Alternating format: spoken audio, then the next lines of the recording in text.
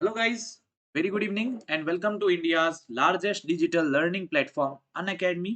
मैं हूं शैलेश वैद्य और आप लोगों का स्वागत करता हूं आज के हमारे concept of the day video में, जहां पे मैं बात करने वाला हूं about a very beautiful concept that is the variation of sway couple.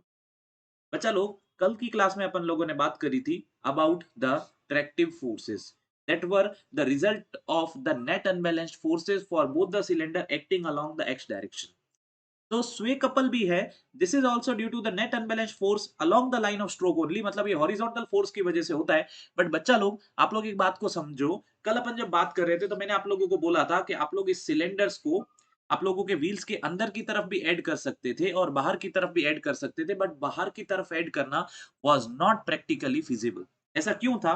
Because मान लीजिए, if this is your cylinder 1, if this is your cylinder 2, so the net horizontal force will be acting along the line of stroke of the cylinder, so this will be FH1, this will be FH2।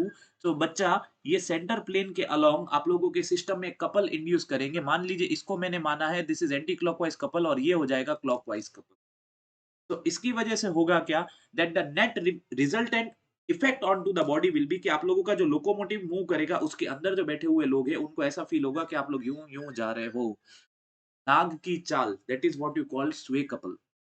नाग की चाल, that is what you call sway couple, और this is due to the net unbalanced force along the horizontal direction। But बच्चा लोग, along the center plane ये net unbalanced force जो है ये system में कपल ऐड कर रहे हैं। क्या ऐड कर रहे हैं? सिस्टम में एक कपल को ऐड कर रहे हैं। So if I am taking the movement about this centre plane, एक को मैंने एंटी क्लॉकवाइज माना, एक को मैंने क्लॉकवाइज माना, तो this will become 1 minus c mr omega square cos theta into a by 2 minus 1 minus c mr omega square cos 90 plus theta, because crank leading या लैगिंग होगी into a by 2, तो ultimately आप लोगों का formula बन जाएगा 1 minus c mr omega square into a by 2 cos theta plus sin theta। Is this clear बच्चा लोग? तो वंस अगेन, जैसा अपन लोगों ने अट्रैक्टिव फोर्सेस में किया था, I am interested to know the maximum value and minimum value of the sway couple. तो इसको अगर मैं डिफरेंशिएट करता हूं with respect to theta, then I will be getting the maximum and minimum values for theta is equal to 45 degree and 225 degree. देखते हैं। So I'm getting the minimum value for the sway couple at theta is equals to 225 degree. Minimum value of sway couple at theta is equals to 225 degree. That is equals to minus of a by root 2 1 minus c mr omega square.